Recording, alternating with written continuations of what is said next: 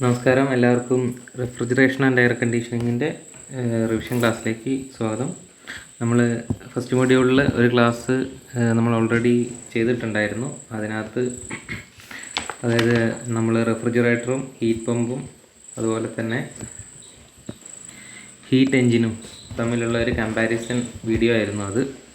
അപ്പോൾ അതിനകത്ത് നമ്മൾ റെഫ്രിജറേറ്ററിൻ്റെ കേസിൽ റെഫ്രിജറേറ്ററിൻ്റെ ഒരു ബേസിക് വർക്കിംഗ് എങ്ങനെയാണെന്നും നമ്മൾ പറഞ്ഞു. ഒരു കോൾഡ് ബോഡിയിൽ നിന്ന് ഹീറ്റിനെ വലിച്ചെടുത്തിട്ട് ഹീറ്റിനെ എക്സ്ട്രാക്ട് ചെയ്തെടുത്തിട്ട് നമ്മൾ എന്ത് ചെയ്യാണ്, ഒരു ഹോട്ട് ബോഡിയിലേക്ക് കടത്തി വിടുകയാണ്. അതിന് ഉപയോഗിക്കുന്ന ഒരു മെഷീനാണ് റെഫ്രിജറേറ്റർ എന്ന് നമ്മൾ പറഞ്ഞിട്ടുണ്ടായിരുന്നു. അതിന് വേണ്ടിയിട്ട് റെഫ്രിജറേറ്റർ എന്ത് ചെയ്യുന്നു, ഒരു എക്സ്റ്റേണൽ വർക്ക് നമ്മൾ റെഫ്രിജറേറ്ററിന് കൊടുക്കണം. അപ്പോൾ ആ വർക്ക് ചെയ്യുന്ന ആൾ കംപ്രസറാണ്. കംപ്രസറിലേക്ക് നമ്മൾ എന്ത് കൊടുക്കുന്നു, ഇലക്ട്രിക്കൽ പവർ കൊടുക്കുകയാണ്. അപ്പോൾ അതായത് ഇലക്ട്രിക്കൽ എനർജിയെ നമ്മൾ എന്ത് ചെയ്യുന്നു, ഹീറ്റ് എനർജി ആയിട്ട് മാറ്റിയിട്ട് അത് റെഫ്രിജറേഷൻ പ്രോസസ്സിങ്ങിന് വേണ്ടിയിട്ട് ഉപയോഗപ്പെടുത്തുകയാണ്. അറിയാം, തെർമോഡൈനാമിക്സിൻ്റെ സെക്കൻഡ് ലോ പ്രകാരം. ഓക്കെ, അപ്പോൾ ഇന്നത്തെ ക്ലാസ്സിൽ നമ്മൾ ഇമ്പോർട്ടൻ്റ് ആയിട്ടുള്ള അടുത്ത കുറച്ച് ഭാഗങ്ങളാണ് ഡിസ്കസ് ചെയ്യുന്നത്. അതിനകത്ത് ആദ്യം വരുന്നത് എന്താണെന്ന് വെച്ചാൽ നമ്മുടെ യൂണിറ്റ് ഓഫ് റെഫ്രിജറേഷൻ അഥവാ unit of refrigeration. Okay, refrigeration ഏത് യൂണിറ്റിലാണ് പറയുന്നത്? ഇത് എക്സാമിന് ചോദിക്കാറുണ്ട്. റെഫ്രിജറേഷൻ നമ്മൾ എക്സ്പ്രസ് ചെയ്യുന്ന യൂണിറ്റ് എന്ന് പറഞ്ഞാൽ എന്താണ്? അത് ടൺ ഓഫ് റെഫ്രിജറേഷനാണ്. ഓക്കെ, ടൺ ഓഫ് റെഫ്രിജറേഷനാണ് റെഫ്രിജറേഷൻ്റെ യൂണിറ്റ് ആയിട്ട് നമ്മൾ പറയുന്നത്. അപ്പോൾ എന്താണ് 1 ടൺ ഓഫ് റെഫ്രിജറേഷൻ എന്ന് പറഞ്ഞു കഴിഞ്ഞാൽ, അപ്പോൾ നമ്മൾ ഈ ടൺ ഓഫ് റെഫ്രിജറേഷനെ നമ്മൾ എന്താണ് ബ്രീഫ്ലി നമ്മൾ TR എന്നാണ് നമ്മൾ എക്സ്പ്രസ് ചെയ്യാറുള്ളത്. അപ്പോൾ എന്താണ് ടൺ ഓഫ് റെഫ്രിജറേറ്റർ എന്നുള്ളത് നമുക്ക് നോക്കാം. അതിൻ്റെ ഡെഫിനിഷൻ എന്താണ്? A ton of refrigeration is defined as the amount of refrigeration effect produced by the uniform melting of 1 ton അഥവാ 1000 kilogram of ice from and at 0 degree Celsius in 24 hours. അപ്പോൾ എന്താണ് പറയുന്നത്? അതായത് ഒരു ടൺ ഐസ്, അതായത് ഒരു ടണ്ണെന്ന് ഇതിൽ പറയുന്നത് 1000 കിലോഗ്രാം ആണ്. 1000 കിലോഗ്രാം ഒരു ടൺ എന്ന് പറയുന്നത് നമ്മുടെ മെട്രിക് സിസ്റ്റത്തിലാണ്. ഓക്കെ, മെട്രിക് സിസ്റ്റത്തിലാണ് 1 ton is equal to 1000 kilogram. അപ്പോൾ 1000 കിലോഗ്രാം അല്ലെങ്കിൽ 1 ടൺ ഐസിനെ നമ്മൾ എന്ത് ചെയ്യണം? അതിനെ കംപ്ലീറ്റ്ലി നമുക്ക് മെൽറ്റ് ചെയ്യണം. 0 ഡിഗ്രി സെൽഷ്യസിൽ തന്നെ അതിനെ കംപ്ലീറ്റ്ലി മെൽറ്റ് ചെയ്തിട്ട് എന്താക്കി മാറ്റണം? വാട്ടറായിട്ട് മാറണം. അത് എത്ര സമയം കൊണ്ട് നടക്കണം? അത് 24 hours നടക്കണം. 24 മണിക്കൂർ കൊണ്ട് 1000 കിലോഗ്രാം ഐസിനെ നമുക്ക് 0 ഡിഗ്രിയിലുള്ള 1000 കിലോഗ്രാം ഐസിനെ നമുക്ക് എന്ത് ചെയ്യണം? കംപ്ലീറ്റ്ലി അതിനെ വാട്ടറാക്കി മാറ്റണമെങ്കിൽ അതിൽ നിന്ന് എന്ത് ചെയ്യണം? അതായത് നമുക്കറിയാം, ഐസ് ഉരുകണം എന്നുണ്ടെങ്കിൽ നമ്മളൊരു ചൂടുള്ള സ്ഥലത്ത് വെക്കുമ്പോഴാണ് ഐസ് ഉരുകുക അല്ലേ? എന്ന് പറഞ്ഞു കഴിഞ്ഞാൽ എന്താണ്? ഹീറ്റ് ആ ഐസ് എന്ത് ചെയ്യണം? ഹീറ്റിനെ അബ്സോർബ് ചെയ്യണം. അപ്പോൾ നമ്മൾ പറയുന്നത് 0 ഡിഗ്രി സെൽഷ്യസിലുള്ള 1 ടൺ അല്ലെങ്കിൽ 1000 കിലോഗ്രാം ഐസ് 24 hours കൊണ്ട് കംപ്ലീറ്റ്ലി മെൽറ്റ് ചെയ്യണമെന്നുണ്ടെങ്കിൽ എത്രത്തോളം ഹീറ്റിനെ അത് അബ്സോർബ് ചെയ്യണം? ഓക്കെ, ആ ഒരു റേറ്റിൽ ഹീറ്റിനെ അബ്സോർബ് ചെയ്യാൻ പറ്റുന്ന ഒരു റെഫ്രിജറേറ്റിംഗ് മെഷീൻ, അതിൻ്റെ കപ്പാസിറ്റിയാണ് 1 ടൺ എന്ന് പറയുന്നത്. അപ്പോൾ 1 ടണ്ണ് നമുക്കറിയാം, നമ്മൾ AC ഒക്കെ വാങ്ങുന്ന സമയത്ത് നമ്മൾ എന്ത് ചെയ്യുന്നു? ടണ്ണ് നോക്കിയിട്ടാണ് വാങ്ങുന്നത് അല്ലേ? 1 ton AC, 1.5 ton AC, 2 ton AC എന്നൊക്കെ പറഞ്ഞിട്ട് നമ്മൾ ഹോളിൻ്റെ വലിപ്പവും അതുപോലെ അതിൻ്റെ അകത്തുള്ള ഒക്യുപ്പൻസിൻ്റെ എണ്ണമൊക്കെ നോക്കിയിട്ട് നമ്മൾ ടണ്ണേജ് തീരുമാനിക്കാറുണ്ട്. അപ്പോൾ 1 ടൺ ACയുടെ പ്രത്യേകത എന്താണ്? ആ 1 ടൺ ACയുടെ കപ്പാസിറ്റി, അതിൻ്റെ ഹീറ്റ് അബ്സോർബിങ് കപ്പാസിറ്റി എന്ന് പറഞ്ഞാൽ ആ സാധനത്തിന് എന്ത് ചെയ്യാൻ പറ്റണം? 1000 കിലോഗ്രാം ഐസിനെ എന്ത് ചെയ്യാൻ പറ്റണം? 24 മണിക്കൂർ കൊണ്ട് 0 ഡിഗ്രിയിലുള്ള 1000 കിലോഗ്രാം ഐസിനെ കംപ്ലീറ്റ്ലി മെൽറ്റ് ചെയ്യാൻ പറ്റണം. അല്ലെങ്കിൽ നേരെ തിരിച്ച് 0 ഡിഗ്രിയിലുള്ള വാട്ടറിനെ 24 hours കൊണ്ട് എന്ത് ചെയ്യാൻ പറ്റണം? കംപ്ലീറ്റ്ലി ഐസാക്കാൻ പറ്റണം. അപ്പോൾ അതിന് എത്രത്തോളം ഹീറ്റിനെ വലിച്ചെടുക്കണം അല്ലേ? അപ്പോൾ ഒന്നുകിൽ ഐസ് വാട്ടർ ആവണമെന്നുണ്ടെങ്കിൽ ഹീറ്റിനെ അബ്സോർബ് ചെയ്യുകയും വാട്ടർ ഐസ് ആവണമെന്നുണ്ടെങ്കിൽ അതിനകത്തുള്ള ഹീറ്റിനെ റിജക്റ്റ് ചെയ്യുകയും ആണ് വേണ്ടത്. അപ്പോൾ അബ്സോർബ് ചെയ്യുന്നതോ റിജക്റ്റ് ചെയ്യുന്നതോ ആയിട്ടുള്ള ആ ഒരു ഹീറ്റിൻ്റെ നമ്മൾ അതിനൊരു റേറ്റിലാണ് പറയുക. ഹീറ്റിന് എപ്പോഴും നമ്മൾ എത്ര പറയുക? റേറ്റ് ഓഫ് ഹീറ്റാണ്. അതായത് റേറ്റ് ഓഫ് ഹീറ്റ് എന്ന് പറയുമ്പോൾ കിലോ ജൂളാണ് ഹീറ്റിൻ്റെ unit. Kilo joule per second അല്ലെങ്കിൽ കിലോ ജൂൾ പെർ മിനിറ്റ് അല്ലെങ്കിൽ കിലോ ജൂൾ പെർ ഹവർ. അപ്പോൾ ഇതാണ് എന്ത്? ആ ഹീറ്റ് ട്രാൻസ്ഫർ റേറ്റ് എന്ന് പറഞ്ഞാൽ. അപ്പോൾ ഒരു സെക്കൻഡിൽ എത്ര കിലോ ജൂൾ ഹീറ്റിനെ അബ്സോർബ് ചെയ്യണം, അല്ലെങ്കിൽ ഒരു മിനിറ്റിൽ എത്ര കിലോ ജൂൾ ഹീറ്റിനെ അബ്സോർബ് ചെയ്യണം, അല്ലെങ്കിൽ ഒരു മണിക്കൂർ എത്ര കിലോ ജൂൾ ഹീറ്റിനെ അബ്സോർബ് ചെയ്യണം, അല്ലെങ്കിൽ റിജക്റ്റ് ചെയ്യണം. അപ്പോൾ അതാണ് റേറ്റ് ഓഫ് ഹീറ്റ് ട്രാൻസ്ഫർ എന്ന് പറയുന്നത്. അപ്പോൾ ആ ഒരു റേറ്റിനെയാണ് ഒരു പർട്ടിക്കുലർ അളവിൽ അല്ലെങ്കിൽ ഒരു സെക്കൻഡിൽ നിശ്ചിത അളവ് അല്ലെങ്കിൽ നിശ്ചിത കിലോ ജൂൾ ഹീറ്റിനെ അബ്സോർബ് ചെയ്യുകയോ അല്ലെങ്കിൽ ലിബറേറ്റ് ചെയ്യുകയോ ചെയ്യാൻ പറ്റുന്ന മെഷീൻ. അത് എത്ര കിലോ ജൂൾ ആണ്, അല്ലെങ്കിൽ ഒരു മിനിറ്റിലോ ഒരു സെക്കൻഡിലോ എത്ര കിലോ ജൂൾ ആണ് എന്നുള്ളതാണ് നമ്മൾ അതിൻ്റെ ഒരു അളവായിട്ട് അല്ലേ. എന്ത് യൂണിറ്റ് ആണെങ്കിലും അതിനൊരു നിശ്ചിത അളവ് നമ്മൾ കരുതി വെക്കുമല്ലോ. അപ്പോൾ അതെങ്ങനെയാണ് നമ്മൾ കണ്ടുപിടിക്കുന്നത് നോക്കാം. അപ്പോൾ നമ്മൾ അത് കണ്ടുപിടിക്കുന്നത് എങ്ങനെയാണെന്ന് വെച്ചാൽ നിങ്ങൾക്ക് ഇവിടെ നോക്കിയാൽ കാണാം. എന്താണ് ലേറ്റൻറ്റ് ഹീറ്റ് ഓഫ് ഐസ്? ഇതൊരു കോൺസ്റ്റൻറ്റ് വാല്യൂ ആണ്. അതായത് ഐസ് ഉരുകണം എന്നുണ്ടെങ്കിൽ 1 കിലോഗ്രാം ഐസിനെ ഉരുക്കണം എന്നുണ്ടെങ്കിൽ എന്ത് വേണം? 335 കിലോ ജൂൾ ഹീറ്റ് അത് എന്ത് ചെയ്യണം? ഹീറ്റ് അബ്സോർബ് ചെയ്യണം. ഐസിൻ്റെ ലേറ്റൻറ്റ് ഹീറ്റ് എന്ന് പറഞ്ഞാൽ, അതായത് ലേറ്റൻറ്റ് ഹീറ്റ് എന്ന് പറഞ്ഞാൽ എന്തിനു വേണ്ടിയിട്ടുള്ളതാണ്? ഫേസ് ചേഞ്ച് ചെയ്യാൻ വേണ്ടിയിട്ടുള്ള ഹീറ്റാണ് അല്ലേ. അപ്പോൾ ഐസ് ഉരുകി വാട്ടറായിട്ട് മാറണം എന്നുണ്ടെങ്കിൽ 1 കിലോഗ്രാം ഐസിന് 335 കിലോ ജൂൾ ഹീറ്റിനെ അബ്സോർബ് ചെയ്യേണ്ടതായിട്ടുണ്ട്. ഓക്കെ, അതാണ് ലേറ്റൻറ്റ് ഹീറ്റ് ഓഫ് ഐസ്. നിങ്ങൾ സ്കൂളിൽ പഠിച്ച ഒരു കോൺസ്റ്റൻറ്റ് വാല്യൂ ആണ്. അപ്പോൾ നമുക്കറിയാം എന്താണ്, നമ്മളിവിടെ 1000 കിലോഗ്രാം ഐസിനെ ഉരുക്കുന്ന ഒരു കണ്ടീഷനെ പറ്റിയാണ് പറയുന്നത്. അപ്പം 1 കിലോഗ്രാം ഐസിനെ ഉരുക്കാൻ 335 കിലോ ജൂൾ ഹീറ്റ് വേണം. ഓക്കെ, അങ്ങനെയാണെങ്കിൽ 1000 കിലോഗ്രാം ഐസിനെ ഉരുക്കാൻ വേണ്ടിയിട്ട് എത്ര ഹീറ്റ് വേണമെന്ന് ചോദിച്ചു കഴിഞ്ഞാൽ 1000 × 335 കിലോ ജൂൾ ഹീറ്റ് വേണമെന്ന് പറയാം അല്ലേ. 1000 × 335 കിലോ ജൂൾ ഹീറ്റ് വേണം. അപ്പോൾ അത് എത്ര സമയം കൊണ്ടാ? ഇൻ 24 ഹവേഴ്സ് അല്ലേ. അതും കൂടി ഡെഫിനിഷനിലുണ്ട്, ഇൻ 24 ഹവേഴ്സ്. അപ്പോൾ നമ്മൾ എന്ത് ചെയ്യുന്നു? അതിനെ 24 ഹവറിനെ നമ്മൾ എന്ത് ചെയ്യാം ആണ്, നമ്മളതിനെ മിനിറ്റിലേക്ക് ഡൈവേർട്ട് ചെയ്യുകയാണ്. അപ്പോൾ നമ്മളതിനെ ഡിവൈഡഡ് ബൈ 24 × 60. അപ്പോൾ നമുക്ക് എന്ത് കിട്ടും? അപ്പോൾ നമുക്ക് heat transfer, rate of heat transfer കിട്ടും. അപ്പോൾ അതിനെ സമയം കൊണ്ട് ഡിവൈഡ് ചെയ്ത് കഴിഞ്ഞാൽ അല്ലേ, നമ്മൾ മുകളിൽ കാണുന്നത് എന്താണ്? ഹീറ്റാണ്. താഴെ കാണുന്നത് എന്താണ്? ടൈമാണ്. 24 ഹവർ × 60 എന്ന് പറഞ്ഞാൽ അതെന്തായി? അത്രയും മിനിറ്റ്സായി മാറി. അപ്പോൾ അതിനെ കൊണ്ട് നമ്മൾ ഡിവൈഡ് ചെയ്യുമ്പോൾ നമുക്ക് കിട്ടി 232.6 കിലോ ജൂൾ പെർ മിനിറ്റ്. ഇതാണ് 1 ടൺ കപ്പാസിറ്റി മെഷീനിന് വലിച്ചെടുക്കാവുന്ന ഹീറ്റിൻ്റെ അളവ്. അതായത് എത്രയാണ്? ഒരു മിനിറ്റിൽ 232.6 കിലോ ജൂൾ ഹീറ്റിനെ വലിച്ചെടുക്കാൻ പറ്റുന്ന ഒരു മെഷീനാണ് നമ്മൾ 1 ടൺ കപ്പാസിറ്റിയുള്ള മെഷീൻ എന്ന് പറയുന്നത്. അപ്പോൾ 232 ആണ് നമുക്കിവിടെ കാണാം. 232 ആണ് എങ്ങനെയാണ് കിട്ടിയതെന്ന് കാണാം. അപ്പോൾ ഇതിൻ്റെ താഴെയായിട്ട് അടുത്ത് പറഞ്ഞു നോക്കുക. In actual practice 1 ton of refrigeration taken as equivalent to 210 അല്ലെ 2 ton kilo joule per minute അല്ലെങ്കിൽ 3.5 കിലോ വാട്ട്.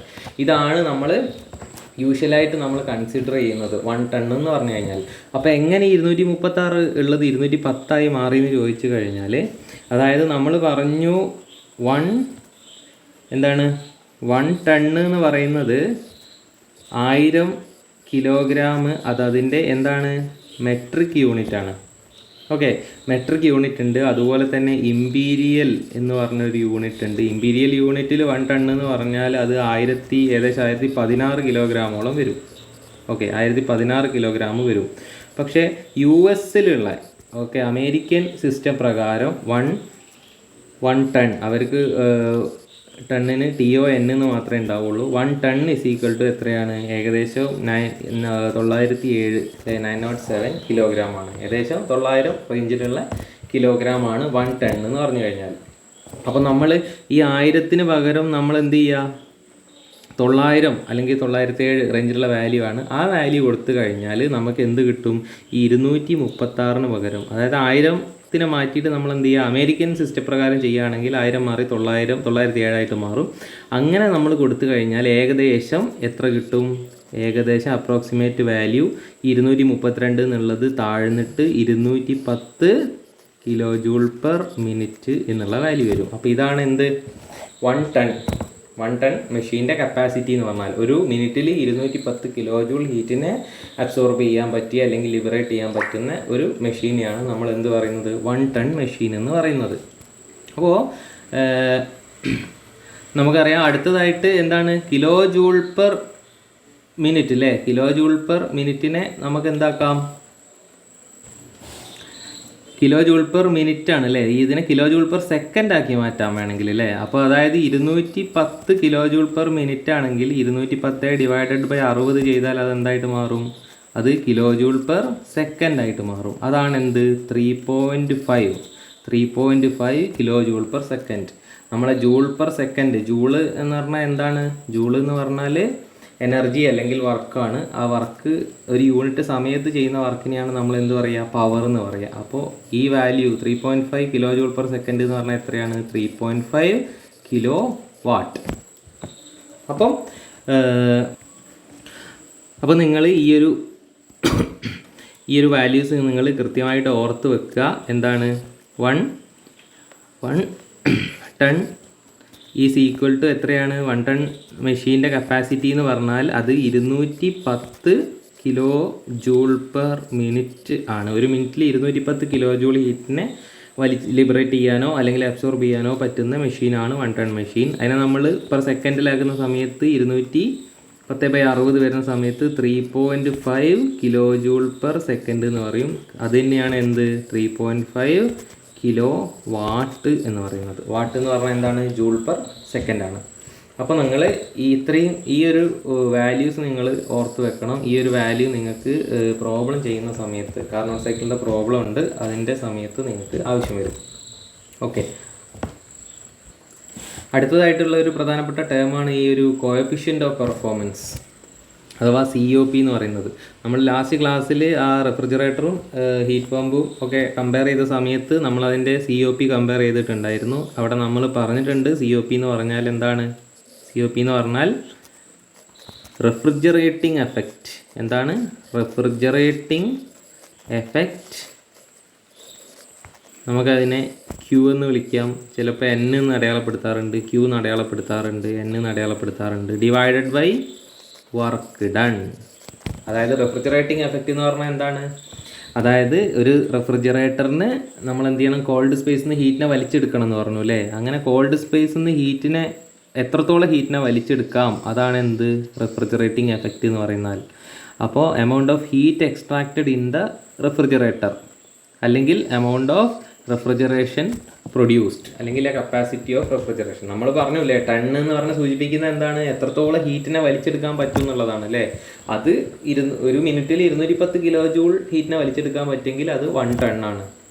അപ്പോൾ നേരെ 210 പകരം 105 കിലോ ജൂൾ പെർ മിനിറ്റ് ഉള്ളെങ്കിൽ ഒരു മിനിറ്റിൽ 105 കിലോ ജൂൾ ഹീറ്റിനെ വലിച്ചെടുക്കാൻ പറ്റുള്ളൂ എന്നുണ്ടെങ്കിൽ അതെന്താണ്, ഹാഫ് ടണ്ണാണ്, 1/2 ടണ്ണാണ് അല്ലേ. നേരെ തിരിച്ച് 210 എന്നുള്ളത് 420 ആവുകയാണ്. അതായത് ഒരു മിനിറ്റിൽ 420 കിലോ ജൂൾ ഹീറ്റിനെ അബ്സോർബ് ചെയ്യാൻ പറ്റും എന്നുണ്ടെങ്കിൽ ആ മെഷീൻ എന്താണ്, 2 ടൺ കപ്പാസിറ്റി ഉള്ള മെഷീനാണ്. അപ്പോൾ നമുക്ക് ഒരു മിനിറ്റിൽ വലിച്ചെടുക്കാവുന്ന ഹീറ്റിൻ്റെ അളവ് വെച്ചിട്ടാണ് നമ്മൾ എന്ത് പറയുന്നത്, ടണ്ണേജ് പറയുന്നത്. ആ വലിച്ചെടുക്കുന്ന ഹീറ്റിനെയാണ് നമ്മൾ റെഫ്രിജറേറ്റിംഗ് എഫക്റ്റ് എന്ന് പറയുന്നത്. എത്രത്തോളം ഹീറ്റിനെ വലിച്ചെടുക്കുന്നോ അത്രത്തോളം റെഫ്രിജറേറ്റിംഗ് എഫക്റ്റ് കൂടും, അഥവാ കൂളിംഗ് എഫക്റ്റ് കൂടും. ഹീറ്റിനെ വലിച്ചെടുക്കുമ്പോഴാണ് ഹീറ്റ് പുറത്തേക്ക് പോയി കഴിഞ്ഞാലാണ് ആ സിസ്റ്റത്തിന് കൂളിംഗ് എഫക്റ്റ് ഉണ്ടാകുന്നത്. അപ്പോൾ റെഫ്രിജറേറ്റിംഗ് എഫക്റ്റ് എന്ന് പറഞ്ഞാലും കൂളിംഗ് എഫക്റ്റ് എന്ന് പറഞ്ഞാലും ഒക്കെ എന്ത് തന്നെയാണ്, ഒരു റെഫ്രിജറേറ്റർ ആ ഒരു റെഫ്രിജറേറ്റഡ് സ്പേസിൽ നിന്ന് വലിച്ചെടുക്കുന്ന ഹീറ്റിൻ്റെ അളവിനെയാണ് നമ്മൾ റെഫ്രിജറേറ്റിംഗ് എഫക്റ്റ് എന്ന് പറയുന്നത്. അപ്പോൾ അതാണ് നമുക്കറിയാം, എഫിഷ്യൻസിക്ക് പകരം പറയുന്ന വേറൊരു ടേമാണ് COP അല്ലെങ്കിൽ കോഎഫിഷ്യൻ്റ് ഓഫ് പെർഫോമൻസ് എന്ന് പറയുന്നത്. റെഫ്രിജറേറ്ററിൻ്റെ കേസിൽ എഫിഷ്യൻസി എന്നുള്ള ടേം അല്ല ഉപയോഗിക്കുക, അതിന് പകരം COP എന്നുള്ള ടേമാണ്, കോഎഫിഷ്യൻ്റ് ഓഫ് പെർഫോമൻസ് എന്നുള്ള ടേമാണ് ഉപയോഗിക്കുന്നത്. അപ്പോൾ നിങ്ങൾക്കറിയാം എഫിഷ്യൻസി എന്ന് പറഞ്ഞാൽ എന്താണ്, ഔട്ട്പുട്ട് ഡിവൈഡഡ് ബൈ ഇൻപുട്ടാണ്. അപ്പോൾ ഇൻപുട്ട് എന്ന് പറഞ്ഞാൽ നമ്മൾ കൊടുക്കുന്ന വർക്കാണ്, ഔട്ട്പുട്ട് എന്ന് പറഞ്ഞാൽ എന്താണ്, നമുക്ക് കിട്ടുന്ന റെഫ്രിജറേറ്റിംഗ് എഫക്റ്റ് അല്ലെങ്കിൽ കൂളിംഗ് എഫക്റ്റ് അല്ലെങ്കിൽ നമ്മൾ വലിച്ചെടുക്കുന്ന ഹീറ്റ്, നമ്മളല്ല ആ ഒരു റെഫ്രിജറേഷൻ സിസ്റ്റം അബ്സോർബ് ചെയ്തെടുക്കുന്ന ഹീറ്റ്. ഓക്കെ, അതാണ് കോഎഫിഷ്യൻ്റ് ഓഫ് പെർഫോമൻസ് എന്ന് പറയുന്നത്. ഓക്കെ, അത് മനസ്സിലാക്കി വെക്കുക. COP എന്താണെന്ന് ചോദിച്ചാൽ അതിൻ്റെ ഈ ഒരു ഡെഫിനിഷനും അതുപോലെ തന്നെ അതിൻ്റെ ആ ഒരു ഫോർമുലേഷൻ, ഒരു മാത്തമാറ്റിക്കൽ എക്സ്പ്രഷനും അതിൻ്റെ കൂടെ എഴുതാൻ വേണ്ടിയിട്ട് പഠിച്ചു വെക്കുക. അടുത്തായിട്ട് നമുക്ക് ഡിസ്കസ് ചെയ്യാനുള്ളത് എയർ റെഫ്രിജറേഷൻ സിസ്റ്റത്തിനെ കുറിച്ചാണ്. Air refrigeration system. ഓക്കെ, അപ്പോൾ ഒരു എയർ റെഫ്രിജറേഷൻ സിസ്റ്റം എന്ന് പറഞ്ഞാൽ എന്താണ്, നമുക്കറിയാം റെഫ്രിജറേഷൻ സിസ്റ്റം അല്ലെങ്കിൽ റെഫ്രിജറേറ്ററിൻ്റെ വർക്കിംഗ് എന്ന് പറഞ്ഞാൽ എന്താണ്, അതായത് നമ്മൾ പഠിച്ചിട്ടുണ്ടായിരുന്നു ഒരു എന്താണ് കോൾഡ് സ്പേസ് അല്ലേ, ഒരു കോൾഡ് സ്പേസിൽ നിന്ന് നമ്മൾ എന്ത് ചെയ്യുന്നു, ഹീറ്റിനെ വലിച്ചെടുക്കുന്ന ഹീറ്റിനെ ക്യൂ എന്ന് പറയുന്നു, Q1 എന്ന് പറയുന്നു. വലിച്ചെടുക്കുന്ന മെഷീനാണ് എന്ത്, റെഫ്രിജറേറ്റർ നമ്മളൊരു വർക്ക് ചെയ്ത് കൊടുക്കുന്നു അല്ലേ, വർക്ക് ടു ദ സിസ്റ്റം നമ്മൾ വർക്ക് ചെയ്ത് കൊടുക്കുന്നു. അങ്ങനെ ഈ Q1ഉം ഈ വർക്ക് ഹീറ്റായിട്ട് കൺവേർട്ട് ചെയ്യപ്പെടുന്ന ആ ഒരു ഹീറ്റും Q1ഉം കൂടെ കൂടിയിട്ട് എന്തായി മാറുന്നു, Q2 എന്ന് പറയുന്ന ഒരു ലാർജ് ഹീറ്റായിട്ട് റെഫ്രിജറേറ്ററിൽ നിന്ന് പുറത്തേക്ക് പോയിട്ട് അതാണ് എങ്ങോട്ടേക്ക് പോകുന്നത്, നമ്മുടെ ഹോട്ട് ബോഡിയിലേക്ക് പോകുന്നത്. എവിടേക്കാണ്, നമ്മുടെ കോൾഡ് സ്പേസിൽ നിന്ന് അല്ലെങ്കിൽ കോൾഡ് ബോഡിയിൽ നിന്ന് നമ്മുടെ ഹോട്ട് ബോഡിയിലേക്ക് പാസ് ചെയ്യുന്നത്. അപ്പോൾ ഈ ഒരു സംഭവമാണ് എന്ത്, നമ്മൾ റെഫ്രിജറേറ്റർ എന്ന് പറയുന്നത് അല്ലേ. അപ്പോൾ നമുക്ക് ഒരു റെഫ്രിജറേഷൻ സ്പേസിനകത്തുനിന്ന് ഹീറ്റിനെ വലിച്ചെടുക്കാനും അതുപോലെ തന്നെ ഹോട്ട് സ്പേസിലേക്ക് ഈ ഒരു ഹീറ്റിനെ പുറന്തള്ളാനും അവിടേക്ക് ഇങ്ങനെ സർക്കുലേറ്റ് ചെയ്യാൻ വേണ്ടിയിട്ട് നമുക്കൊരു മീഡിയം ആവശ്യമാണ്. ആ മീഡിയത്തിനെയാണ് നമ്മൾ എന്ത് വിളിക്കുന്നത്, ആ മീഡിയത്തിനെ നമ്മൾ വിളിക്കുന്ന പേരാണ് റെഫ്രിജറൻറ്റ് എന്ന് പറയുന്നത്. ഓക്കെ, ആ മീഡിയത്തിനെ നമ്മൾ വിളിക്കുന്ന പേരാണെന്ത്, റെഫ്രിജറൻറ്റ്. അതായത് കോൾഡ് സ്പേസിൽ നിന്ന് ഹീറ്റിനെ വലിച്ചെടുക്കുകയും ഹോട്ട് സ്പേസിൽ ഹീറ്റിനെ കൊണ്ട് ലിബറേറ്റ് ചെയ്യുകയും ചെയ്യുന്ന ആ ഒരു കാരിയറിനെ നമ്മൾ വിളിക്കുന്ന പേരാണെന്ത്, റെഫ്രിജറൻറ്റ്. ആ റെഫ്രിജറൻറ്റിനെ കുറിച്ചൊക്കെ നമ്മൾ പഠിച്ചിട്ടുണ്ട്. ഓക്കെ, അപ്പോൾ നമുക്ക് പറയാനുള്ളത് എന്താണ്, ഈ റെഫ്രിജറൻ്റ് ആയിട്ട് പല സാധനങ്ങളും നമുക്ക് റെഫ്രിജറേഷൻ സിസ്റ്റത്തിൽ ഉപയോഗിക്കുന്നുണ്ട്. ഈ റെഫ്രിജറൻ്റ് ആയിട്ട് യൂസ് ചെയ്യുന്നത് എയർ ആണെങ്കിൽ നമുക്ക് ആ ഒരു റെഫ്രിജറേഷൻ സിസ്റ്റത്തിനെ നമുക്ക് എന്ത് പേര് വിളിക്കാം, ആ ഒരു റെഫ്രിജറേഷൻ സിസ്റ്റത്തിനെ നമ്മൾ വിളിക്കുന്ന പേരാണ് എയർ റെഫ്രിജറേഷൻ സിസ്റ്റം. അതായത് റെഫ്രിജറൻറ്റിൻ്റെ ഫങ്ഷൻ എന്താണ്, അതൊരു ഹീറ്റിനെ ക്യാരി ചെയ്തിട്ട് ഇങ്ങനെ സർക്കുലേറ്റ് ചെയ്യുന്ന ഒരു കാരിയറാണ് അല്ലേ. അപ്പോൾ ആ കാരിയറായിട്ട് നമ്മൾ യൂസ് ചെയ്യുന്നത് എയർ ആണെങ്കിൽ നമ്മൾ അതിനെ എന്ത് വിളിക്കുന്നു, എയർ റെഫ്രിജറേഷൻ സിസ്റ്റം എന്ന് വിളിക്കുന്നു. ഈ എയർ റെഫ്രിജറേഷൻ സിസ്റ്റത്തിൻ്റെ പ്രത്യേകതകൾ എന്ന് പറഞ്ഞാൽ ഇത് എന്താണ്, ഓൾഡ് ടൈംസിലൊക്കെ നമ്മൾ യൂസ് ചെയ്തുകൊണ്ടിരുന്നതാണ് എന്ത്, ഈ ഒരു എയർ റെഫ്രിജറേഷൻ സിസ്റ്റം എന്ന് പറഞ്ഞത്.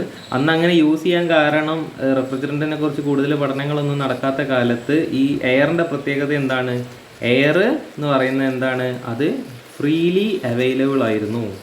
ഓക്കെ, എയർ എന്തായിരുന്നു, ഫ്രീലി അവൈലബിൾ ആയിരുന്നു എന്നുള്ളതാണ് ഈ ഒരു എയർ റെഫ്രിജറേഷൻ സിസ്റ്റം ഉപയോഗപ്പെടുത്താനുള്ള ഏറ്റവും കൂടുതൽ അതിൻ്റെ ഒരു അഡ്വാൻറ്റേജ് എന്ന് പറയുന്നത് എന്താണ്, എയർ ഫ്രീലി അവൈലബിൾ ആണ്.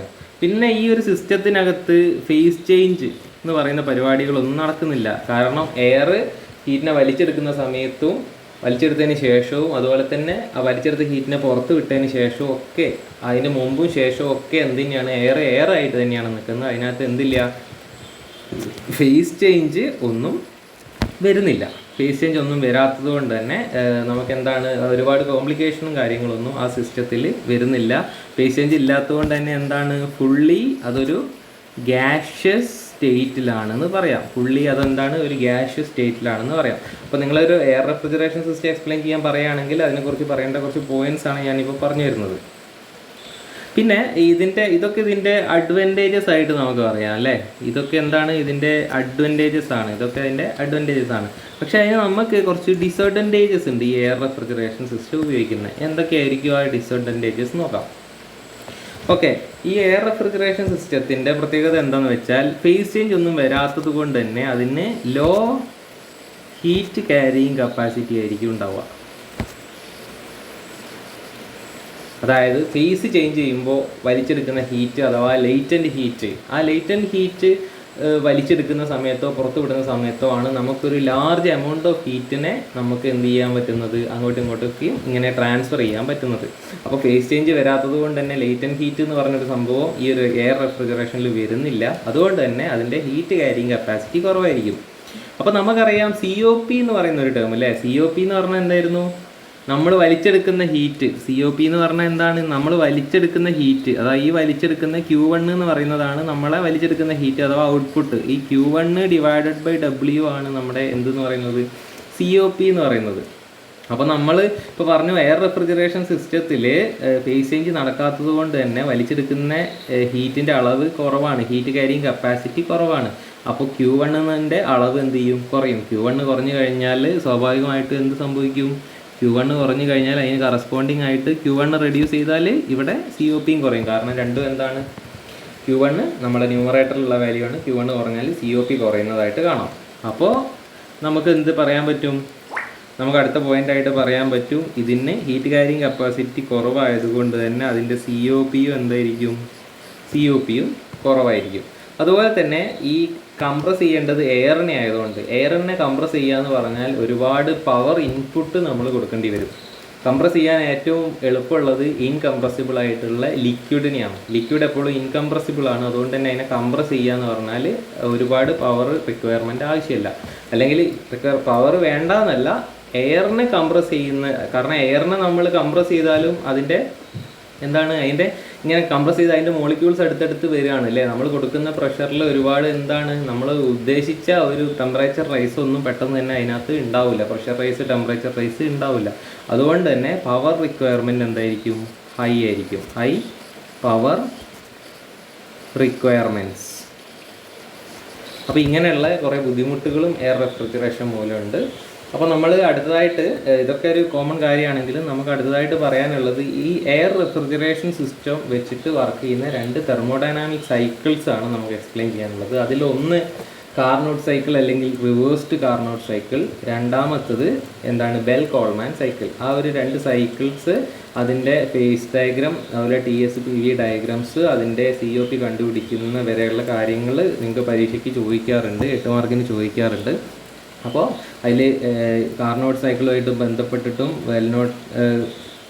ബെൽ കോൾമാൻ സൈക്കിളുമായിട്ട് ബന്ധപ്പെട്ടിട്ടും പ്രോബ്ലംസും വരാറുണ്ട്.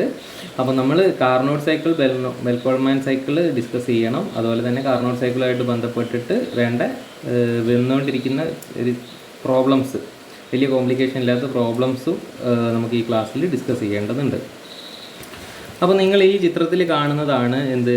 റിവേഴ്സ്ഡ് കാർനോട്ട് സൈക്കിൾ എന്ന് പറയുന്നത്. Reversed Carnot cycle. ഓക്കെ, ഈ റിവേഴ്സ്ഡ് കാർനോട്ട് സൈക്കിളിനകത്ത് പ്രധാനമായിട്ടും നിങ്ങളിത് ഈ ഒരു ഡയഗ്രാം അല്ലേ, ഇതിനകത്ത് ഈ PV ഡയഗ്രവും TS ഡയഗ്രവും കൃത്യമായിട്ട് പഠിച്ചു വെക്കുക. ഇതിൻ്റെ ഷേപ്പ് എങ്ങനെയാണോ ചിത്രത്തിലുള്ളത് അതുപോലെ തന്നെ ഈ ഷേപ്പ് വരയ്ക്കുക. ഇതിൻ്റെ 4 പ്രോസസ്സുകൾ ഏതൊക്കെയാണെന്ന് പഠിച്ചു വെക്കണം.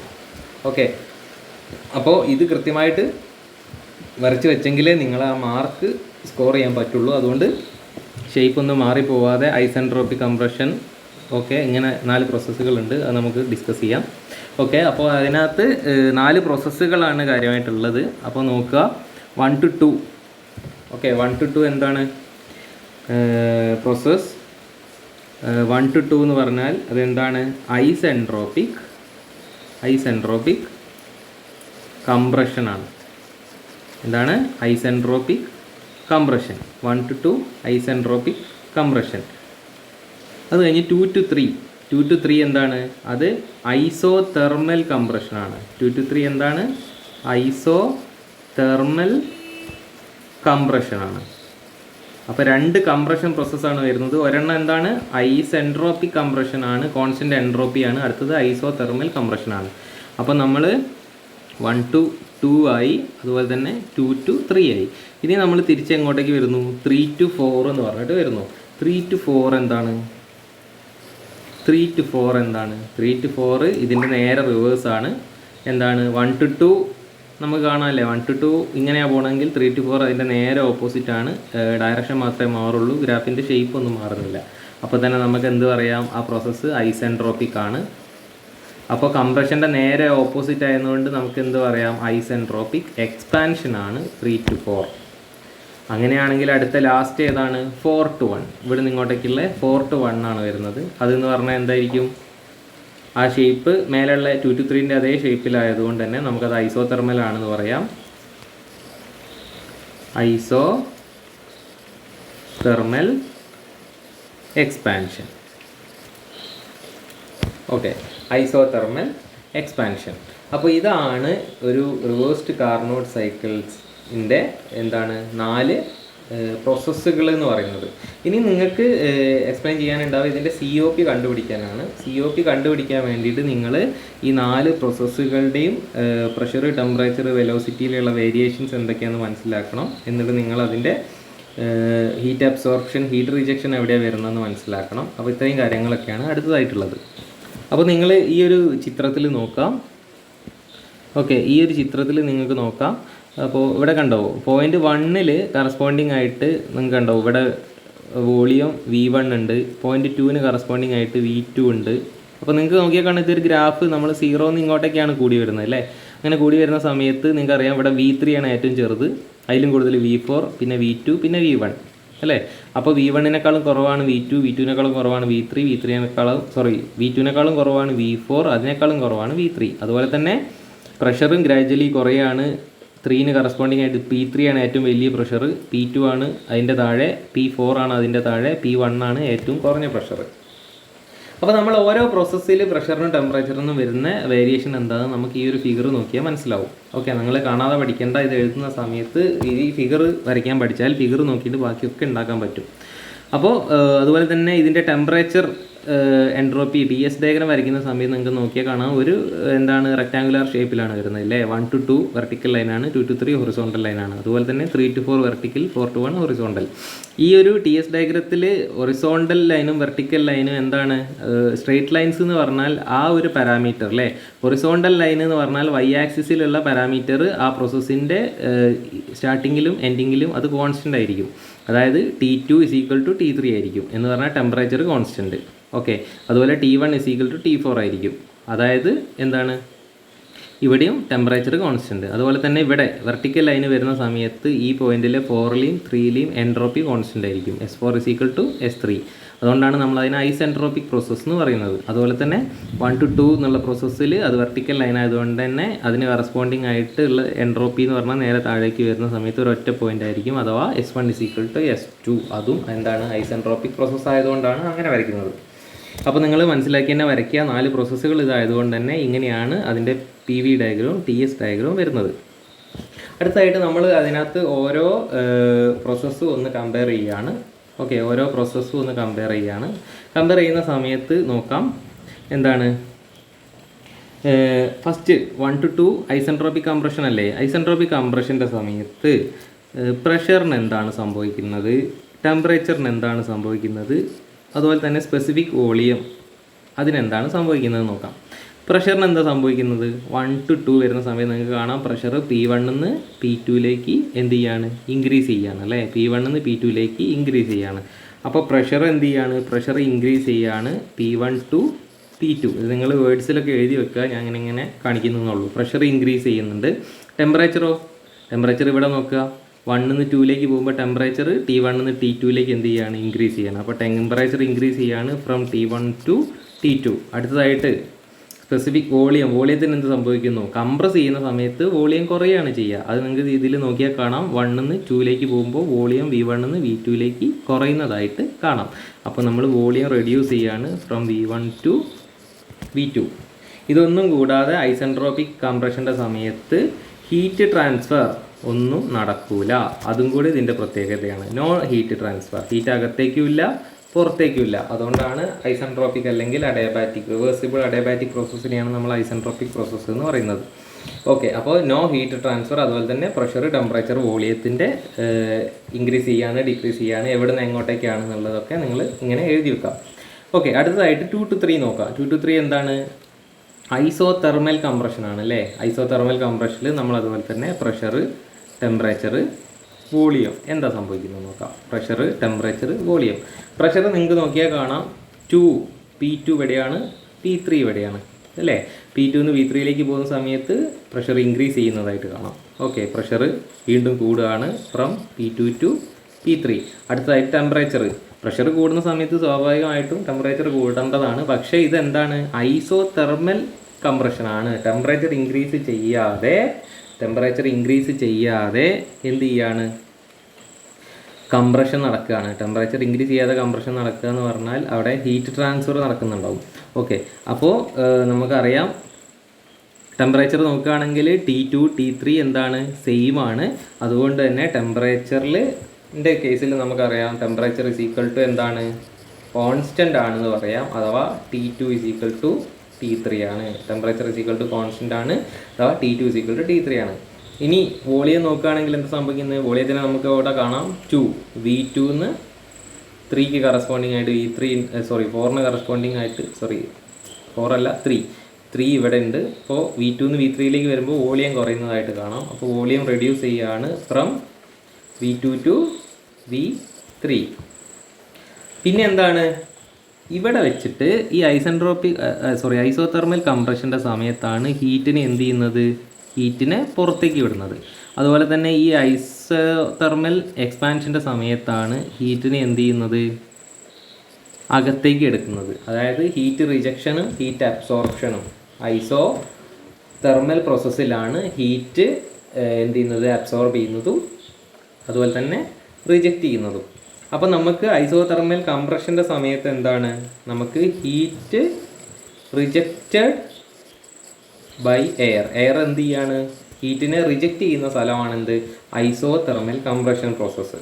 അപ്പോൾ അവിടുത്തെ ക്യൂ ഔട്ട് ഹീറ്റ് റിജക്റ്റഡ് നമുക്ക് എങ്ങനെ കണ്ടുപിടിക്കാം, നമുക്കറിയാം Q = T × Δs എന്ന് പറയുന്ന ഒരു ഇക്വേഷൻ ഉണ്ട് തെർമലിൽ.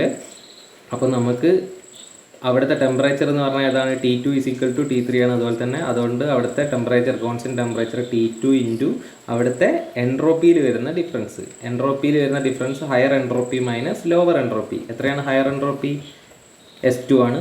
ലോവർ എൻട്രോപ്പി S3 ആണ്. അപ്പോൾ S2 - S3 ഇതാണ് അവിടുത്തെ ഹീറ്റ് റിജക്റ്റഡിൻ്റെ വാല്യൂ. അപ്പോൾ അതുപോലെ തന്നെ നമുക്ക് 3 to 4 നോക്കുന്ന സമയത്ത് അവിടെയും നമുക്ക് പ്രഷർ, അതുപോലെ തന്നെ ടെമ്പറേച്ചർ, അതുപോലെ തന്നെ വോളിയത്തിന് വരുന്ന മാറ്റങ്ങൾ നോക്കാം. എന്താ ചെയ്യുന്നത്, ഇവിടെ എന്ത് സംഭവിച്ചോ അതിൻ്റെ നേരെ ഓപ്പോസിറ്റ് ആയിരിക്കും ഉണ്ടാവുക അല്ലേ, നേരെ ഓപ്പോസിറ്റാണ്. അപ്പോൾ നിങ്ങൾക്ക് നോക്കിയാൽ കാണാം 3 to 4 പോകുമ്പോൾ പ്രഷർ റെഡ്യൂസ് ചെയ്യുന്നുണ്ട്, വോളിയം V3 നിന്ന് V4 വരുമ്പോൾ ഇൻക്രീസ് ചെയ്യുന്നുണ്ട്. ഓക്കെ, റൈറ്റിലേക്കാണ് പോകുന്നത്, ഇൻക്രീസ് ചെയ്യുന്നുണ്ട്. ടെമ്പറേച്ചർ T3 നിന്ന് T4 പോകുമ്പോൾ ടെമ്പറേച്ചർ എന്ത് ചെയ്യുന്നുണ്ട്, അതും താഴേക്കാണ് വരുന്നത് അല്ലേ. അപ്പോൾ നേരെ ഓപ്പോസിറ്റ്, പ്രഷർ കുറയുന്നുണ്ട്, ടെമ്പറേച്ചർ കുറയുന്നുണ്ട്, അതുപോലെ തന്നെ വോളിയം എന്ത് ചെയ്യുന്നുണ്ട്, കൂടുന്നുണ്ട്. പ്രോസസ്സ് എങ്ങോട്ടാണ്, T3 to T4 ആണ്. ഇതാണെങ്കിൽ T3 to T4 ആണ്. ഇതാണെങ്കിൽ V3 to V4 ആണ്. അപ്പോൾ ഇതിൻ്റെ നേരെ ഓപ്പോസിറ്റ്, 1 to 2ൻ്റെ നേരെ ഓപ്പോസിറ്റ് ആണ് 3 to 4 വരിക. അതുപോലെ തന്നെ നോ ഹീറ്റ് ട്രാൻസ്ഫർ. ഇത്രയും കാര്യങ്ങളാണ് അതിനകത്ത് എഴുതാനുണ്ടാവുക, നോ ഹീറ്റ് ട്രാൻസ്ഫർ. ഇനി last process 4 to 1 isothermal expansion. അത് നിങ്ങൾക്ക് അറിയാം, നേരത്തെ കണ്ട 2 to 3 എന്നുള്ള പ്രോസസ്സിൻ്റെ നേരെ ഓപ്പോസിറ്റാണ് 4 to 1 എന്നുള്ള പ്രോസസ്സ് വരുന്നത്. അപ്പം നമുക്ക് അവിടെ പ്രഷറിന് എന്താ സംഭവിക്കുന്നത്, ടെമ്പറേച്ചറിന് എന്താ സംഭവിക്കുന്നത്, അതുപോലെ തന്നെ വോളിയത്തിന് എന്താ സംഭവിക്കുന്നത് നോക്കാം. ഓക്കെ, എന്തൊക്കെയാണ് സംഭവിക്കുന്നത്, പ്രഷർ നിങ്ങൾക്ക് ഇവിടെ നോക്കിയാൽ കാണാം. പ്രഷർ എന്താണ്, P4 നിന്ന് P1 പ്രഷർ കുറയുകയാണ്. അതുപോലെ തന്നെ വോളിയം എന്താ സംഭവിക്കുന്നത്, V4 നിന്ന് V1 വോളിയം കൂടുകയാണ്. ടെമ്പറേച്ചർ ആണെങ്കിൽ ഇവിടെ കോൺസ്റ്റൻ്റ് ആണ്. അപ്പോൾ പ്രഷർ ഡിക്രീസ് ചെയ്യുകയാണ് P4 to P1. Temperature constant ആണ്. ഓക്കെ, ടെമ്പറേച്ചർ കോൺസ്റ്റൻ്റ് ആണ്, അഥവാ T1 = T4 ആണ്. അതുപോലെ തന്നെ വോളിയം എന്ത് ചെയ്യാണ്, വോളിയം കൂടുകയാണ് ഫ്രം V4 to V1. പിന്നെ നമ്മൾ പറഞ്ഞു ഈ ഒരു പ്രോസസ്സിൽ എന്താണ്, ഐസോതെർമൽ എക്സ്പാൻഷൻ പ്രോസസ്സിലാണ് ഹീറ്റിനെ അബ്സോർബ് ചെയ്യുന്നത് എന്ന് പറഞ്ഞത് അല്ലേ. അപ്പോൾ എന്താണ്, നമുക്ക് കണ്ടുപിടിക്കാം heat absorbed by air absorb ചെയ്യുന്ന ഹീറ്റിൻ്റെ അളവ്, അതായത് Qin അല്ലേ, അകത്തേക്ക് എടുക്കുന്ന ഹീറ്റ് എന്ന് പറഞ്ഞാൽ അവിടുത്തെ ടെമ്പറേച്ചർ T1 = T4 ആണ് അല്ലേ. അപ്പോൾ നമുക്ക് T1 എടുക്കാം. T1 ഇൻറ്റു അവിടുത്തെ എൻട്രോപ്പി ഡിഫറൻസ്. പറഞ്ഞാൽ ഹയർ മൈനസ് ലോവർ. ഹയർ എന്ന് പറഞ്ഞാൽ S1 ആണ്, ലോവർ എന്ന് പറഞ്ഞാൽ ഏതാണ്, S4 ആണ്. അപ്പോൾ നമുക്ക് എന്ത് പറയാം, S1 - S4. ഈ S1 - S4 വേണമെങ്കിൽ നമുക്ക് എന്ത് അറിയാം, നമുക്കറിയാം S1 = S2, അതുപോലെ തന്നെ S4 = S3 ആണ് അല്ലേ. അപ്പോൾ നമുക്ക് വേണമെങ്കിൽ ഇതിനെ നേരെ മാറ്റിയിട്ട് എങ്ങനെയും പറയാം, S1 പകരം S2, ഓക്കെ, S1 പകരം S2, S4 പകരം S3. അപ്പോൾ നമുക്ക് S2 - S3, T1 × S2 - S3 എന്നും നമുക്കിതിനെ എഴുതാവുന്നതാണ്. ഓക്കെ, അപ്പോൾ ഇത്രയും കാര്യം മനസ്സിലാക്കി വെക്കുക. അപ്പോൾ ഇനി നമ്മൾ അടുത്തതായിട്ട് കാണാൻ പോകുന്നത് എന്താണ്, ഇതിൻ്റെ COP ആണ്. ഇതിൻ്റെ കോഎഫിഷ്യൻ്റ് ഓഫ് പെർഫോമൻസ് അഥവാ COP, കാർനോട്ട് സൈക്കിളിൻ്റെ COP എങ്ങനെ കണ്ടുപിടിക്കാൻ നോക്കാം. അപ്പം നമുക്കറിയാം എന്താണ് COP എന്ന് പറഞ്ഞു കഴിഞ്ഞാൽ, എന്താണ്, ഹീറ്റ് അബ്സോർബ്ഡ് അല്ലേ, heat absorbed divided by work done ആണ്. ഹീറ്റ് അബ്സോർബ്ഡ് അല്ലെങ്കിൽ റെഫ്രിജറേറ്റിംഗ് എഫക്റ്റ് അല്ലെങ്കിൽ കൂളിംഗ് എഫക്റ്റ്, ഇതൊക്കെ സെയിം തന്നെയാണ്. അപ്പോൾ heat absorbed divided by work done ആണ് എന്ത്, COP എന്ന് പറയുന്നത്. അപ്പോൾ ഇതിനകത്ത് നിന്ന് ഹീറ്റ് അബ്സോർബ്ഡ് എന്ന് പറഞ്ഞാൽ എന്താണ്, Q1 ആണ് അല്ലേ. ഹീറ്റ് അബ്സോർബ് ചെയ്യുന്ന ഹീറ്റ് നമുക്കിവിടെ കാണാം എന്താണ് Q1 അല്ലെങ്കിൽ Qin അല്ലേ. Qin എന്ന് കൊടുക്കാം. Qin ആണ്. ഇനി നമുക്ക് വർക്ക് ഡൺ എങ്ങനെ കിട്ടും നോക്കുക അടുത്തതായിട്ട്. അപ്പോൾ നമ്മൾ എങ്ങനെയാണ് വർക്ക് ഡൺ കണ്ടുപിടിക്കുന്നത്. അപ്പോൾ നമുക്ക് റെഫ്രിജറേറ്റർ സിസ്റ്റത്തിൽ നമ്മൾ നേരത്തെ വരച്ച് വെച്ച ഇത് വെച്ചിട്ടൊന്ന് നോക്കാം അല്ലേ. അതായത് ഈ ചിത്രത്തിൽ നമുക്ക് കാണാം വലിച്ചെടുക്കുന്ന ഹീറ്റ് Q1 ആണ്. അതിൻ്റെ കൂടെ എന്ത് ചെയ്യുന്നു, വർക്ക് ആഡ് ചെയ്യുന്നു. എന്നിട്ടാണ് നമുക്ക് Q2 കിട്ടുന്നത്. അതായത് Q1 + W ആയിരുന്നു എന്ത് Q2 എന്ന് പറഞ്ഞാൽ. അപ്പോൾ അതിനകത്ത് വർക്ക് ഡൺ ഇസിക്കൽ ടു എന്താണ് Q2 - Q1 ആണ്. നമ്മൾ ലാസ്റ്റ് ക്ലാസ്സിൽ ഈ സാധനം ചെയ്തതാണ്. ഓക്കെ, വർക്ക് ഡൺ എന്ന് പറഞ്ഞാൽ എന്താണ് Q2 - Q1 ആണ്. അപ്പോൾ നമുക്ക് എന്താണ് ഇവിടെ Q2 എന്ന് പറഞ്ഞാൽ Q out minus Q in അല്ലേ. Q out minus Q in. അപ്പോൾ അടുത്തതായിട്ട് എന്താണ് Q ഔട്ട് Q ഇൻ, അത് നമ്മളിവിടെ കണ്ടുപിടിച്ച് വെച്ചിട്ടുണ്ട്. ഓക്കെ, Q ഔട്ട് എന്ന് പറഞ്ഞാൽ എന്താണ് T2 × S2 - S3. അപ്പോൾ നമുക്ക് അതിന് പകരം എന്തെഴുതാം. ഓക്കെ, Q ഔട്ടിന് T2 × S2 - S3 മൈനസ് ഇനി എന്താണ് Q ഇൻ ആണ് താഴെ മേലെയുള്ളത് അല്ലേ. Q ഇൻ എന്ന് പറഞ്ഞാൽ എന്താണ് Q ഇൻ നമ്മൾ പറഞ്ഞു T1 × S1 - S4 അല്ലെങ്കിൽ T1 × S2 - S3. അപ്പോൾ നമ്മൾ ആ T1 × S2 - S3 കൊടുക്കുകയാണ്. അപ്പോൾ എന്താണ് T1 × S2 - S3. അതെന്തിനാണ്, ഇത് ക്യാൻസൽ ചെയ്ത് പോകാൻ വേണ്ടിയിട്ടാണ്. മറ്റേത് കൊടുത്താൽ ഇത് വലിയ ഇക്വേഷനായിട്ട് കിടക്കും. അപ്പോൾ നമുക്ക് ഇവിടെ നോക്കിയാൽ കാണാം എന്തൊക്കെയാണ് ഇതിൽ S2 - S3 കോമൺ ആയിട്ട് കിടക്കുന്നുണ്ട് അല്ലേ. അപ്പോൾ Q ഇൻ എന്ന് പറഞ്ഞു കഴിയുമ്പോൾ അതിനകത്തൊരു സാധനം വിട്ടുപോയിട്ടുണ്ട്. എന്താണ് S2 - S3ക്ക് ഇവിടെ എന്താണുള്ളത് T1 × എന്നുണ്ട് അല്ലേ. ഓക്കെ, ഇവിടെ T1 × S2 - S3 ആണ്. അപ്പോൾ നമ്മൾ S2 - S3 ക്യാൻസൽ ചെയ്ത് പോയി കഴിഞ്ഞാൽ ബാക്കി എന്ത് കിട്ടും, ബാക്കി T1 / T2 - T1 എന്ന് കിട്ടും. അതായത് COP ഓഫ് കാർനോട്ട് സൈക്കിൾ = എന്താണ് T1 / T2 - T1. അതായത് ടെമ്പറേച്ചർ വെച്ചിട്ട് നമുക്ക് ഒരു ഇക്വേഷൻ കിട്ടിയിട്ടുണ്ട്. അപ്പോൾ ഈ ഒരു ഇക്വേഷൻ കൃത്യമായിട്ട് ഓർത്ത് വെക്കണം. ഈ ഇക്വേഷൻ വെച്ചിട്ടാണ് നമുക്ക് പ്രോബ്ലം ചെയ്യാനുള്ളത്. അപ്പോൾ ഈ T1 എന്ന് പറഞ്ഞാൽ എന്താണ്, T1 എന്ന് പറഞ്ഞാൽ അതിൻ്റെ ലോ ടെമ്പറേച്ചറും T2 എന്ന് പറഞ്ഞാൽ എന്താണ് അതിൻ്റെ ഹൈ ടെമ്പറേച്ചറുമാണ്. അതായത് T1 എന്ന് പറഞ്ഞാൽ വലിച്ചെടുക്കുന്ന ഹീറ്റ് അല്ലേ, ഈ ഹീറ്റിനെ വലിച്ചെടുക്കുന്ന കോൾഡ് ബോഡി ടെമ്പറേച്ചറാണ്. അതുപോലെ T2 എന്ന് പറഞ്ഞാൽ എന്താണ് ഹീറ്റിനെ ലിബറേറ്റ് ചെയ്യുന്ന ഹോട്ട് ബോഡി ടെമ്പറേച്ചറാണ്. അപ്പോൾ T1 T2 ഹയർ ലോവർ ടെമ്പറേച്ചറുകളാണെന്ന് മനസ്സിലാക്കുക. അപ്പോൾ T1 / T2 - T1 ആണ് COP ഓഫ് കാർനോട്ട് സൈക്കിൾ എന്ന് പറയുന്നത്. അപ്പോൾ അത് വളരെ ഇമ്പോർട്ടൻ്റ് ആണ്. ഇത് വെച്ചിട്ടാണ് നമുക്ക് പ്രോബ്ലം ചെയ്യാനുണ്ടാവും. അതുപോലെ തന്നെ ഈ ഒരു കാര്യം, അതായത് നമ്മൾ ഈ ഇപ്പോൾ പറഞ്ഞ ഈ ഒരു എന്താണ് PV ഡയഗ്രാം TS ഡയഗ്രാം വരയ്ക്കാനും അതിനുശേഷം ഇത്രയും കാര്യങ്ങൾ വൃത്തിയായിട്ട് എഴുതി വെക്കാനും അതുപോലെ തന്നെ COP വരെ കണ്ടുപിടിക്കാനുള്ളത് നിങ്ങൾക്ക് essay ക്വസ്റ്റ്യൻ ആയിട്ട് ചോദിക്കാറുള്ളതാണ്. അപ്പോൾ അത് കൃത്യമായിട്ട് പഠിച്ചു വെക്കുക. അത് കൃത്യമായിട്ട് കാണാപ്പാഠം പഠിക്കേണ്ട. ഈ ഒരു ഫിഗർ മാത്രം കാണാതെ വരച്ച് പഠിക്കുക. അതിനുശേഷം ബാക്കിയുള്ള എഴുതുന്നതൊക്കെ അതിനകത്ത് നിന്നാണ് നമ്മൾ ഉണ്ടാക്കിയത്. അത് അങ്ങനെ തന്നെ പഠിക്കുക. അതിനകത്ത് ഈ COP = COPയുടെ ഈ ഒരു ഇക്വേഷൻ എന്ന് പറയുന്നതും അതുപോലെ COP കാണുന്നത് എങ്ങനെയാണ് heat absorbed by work done അല്ലെങ്കിൽ refrigerating effect divided by work done ആണ് എന്നുള്ളത് മനസ്സിലാക്കി വെക്കുക. അപ്പോൾ ഇത്രയും കാര്യങ്ങളൊക്കെയാണ് കാർനോട്ട് സൈക്കിളുമായിട്ട് ബന്ധപ്പെട്ടിട്ട് പറയാനുള്ളത്. ഇനി നിങ്ങൾ ചോദിച്ചിട്ടുണ്ടായിരുന്ന ഒരു കാർനോട്ട് സൈക്കിളിൻ്റെ പ്രോബ്ലം ആണുള്ളത്. അതായത് ഈ ഇക്വേഷനൊക്കെ വെച്ചിട്ട് നമുക്ക് ചെയ്യുന്ന ചെറിയ പ്രോബ്ലം അത് essay ക്വസ്റ്റ്യനിൽ വരാറുണ്ട്. 7 മാർക്ക് 8 മാർക്കിന് വരാറുണ്ട്. അങ്ങനെ വന്നുകൊണ്ടിരിക്കുന്ന കാർനോട്ട് സൈക്കിളുമായിട്ട് ബന്ധപ്പെട്ടിട്ടുള്ള പ്രോബ്ലം ഞാൻ അടുത്ത ക്ലാസ്സായിട്ട് നമുക്ക് ചെയ്യാം. Okay, thank you.